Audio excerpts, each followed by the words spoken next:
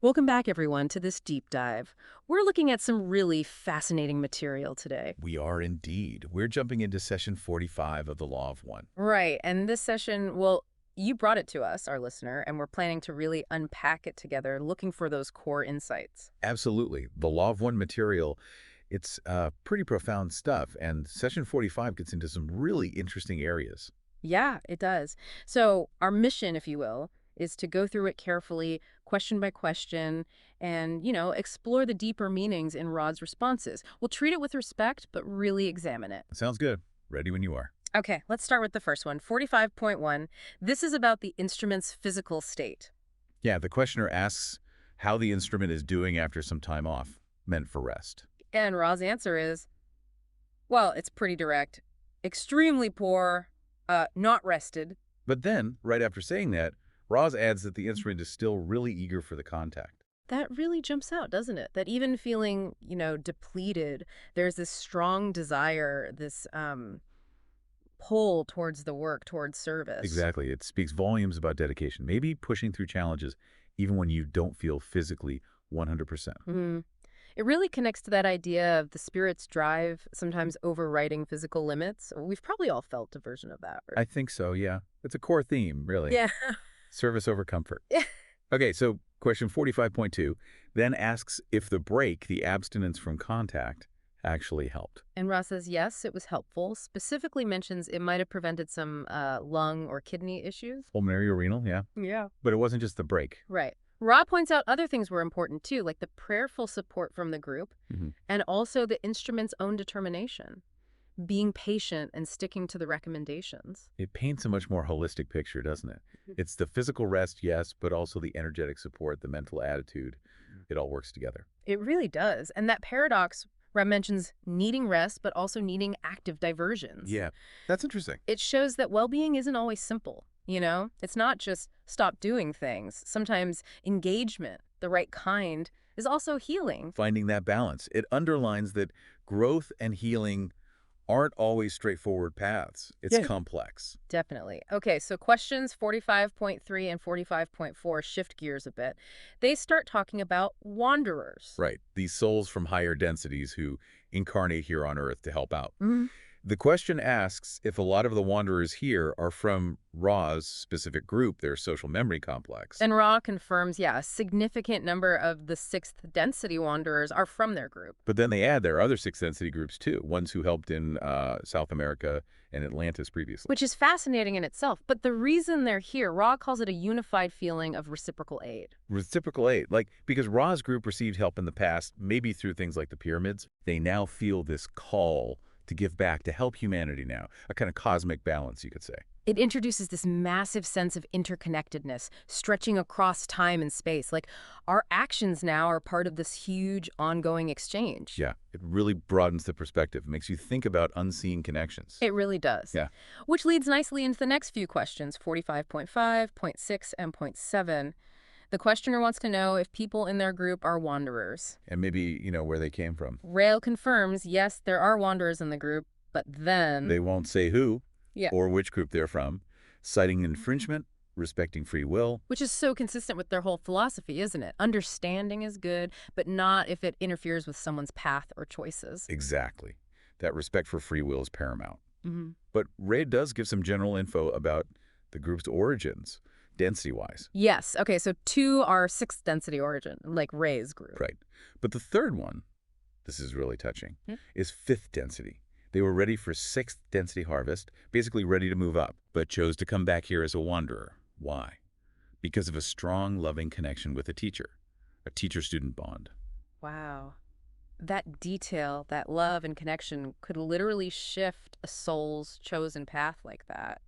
That's powerful stuff. It really is. It shows that love and service are, huge drivers, even within this framework of densities and evolution. And Ra notes that despite these different origins, the 3 individuals form a greatly cohesive group. Yeah, which is inspiring too. Yeah. Suggests that shared purpose and love can bridge different backgrounds, different evolutionary points. Makes you think about the potential in our own groups. Definitely. Okay, question 45.8.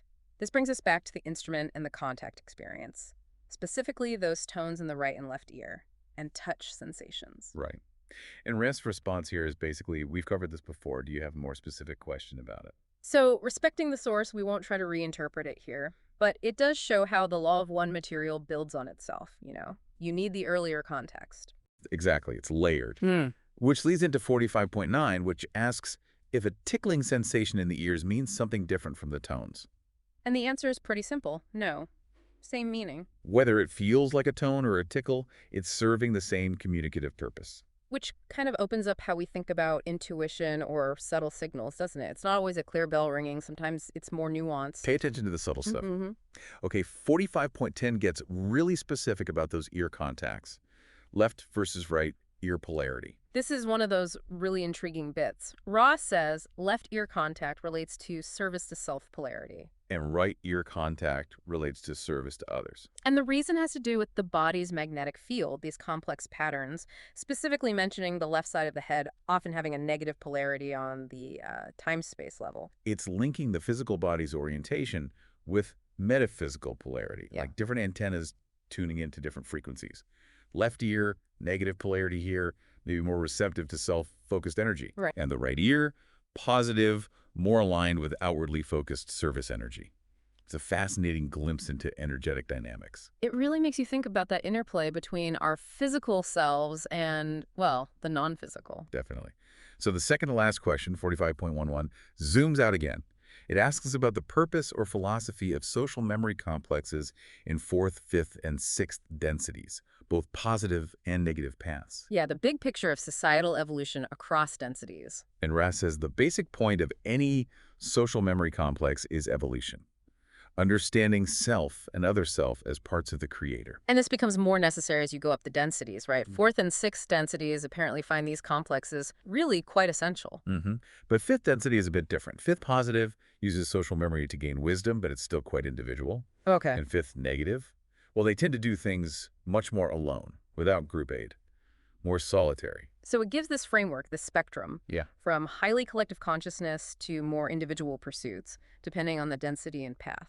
Exactly. Makes you reflect on, community versus individual effort in our own evolution here in third density. Yeah, definitely.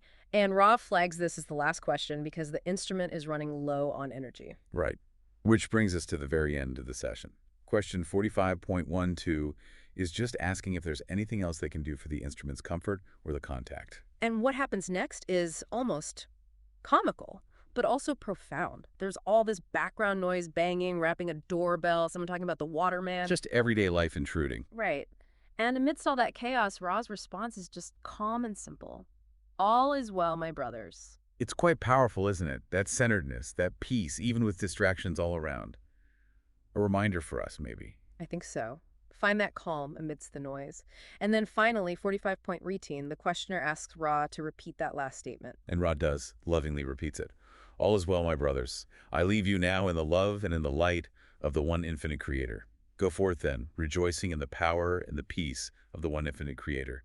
Adonai. It's such a beautiful closing, a real blessing, affirming well-being, love, light, joy, power, peace, all rooted in the one creator. It feels like an invitation to embody those qualities ourselves. Absolutely. So looking back at session 45, wow, we've covered a lot. We have. The instruments in incredible dedication, the whole concept of wanderers and why they're here, that reciprocal aid idea. The polarity of communication through the ears, the different ways societies evolve across densities. It's packed with insights. And Ray's words, they just resonate, don't they? They speak to that deeper seeking that probably brought our listeners here in the first place. Yeah, and even those little human moments like the waterman interruption, they somehow make the profound feel more grounded, more real. I think what really stands out for me is that thread of interconnectedness and service.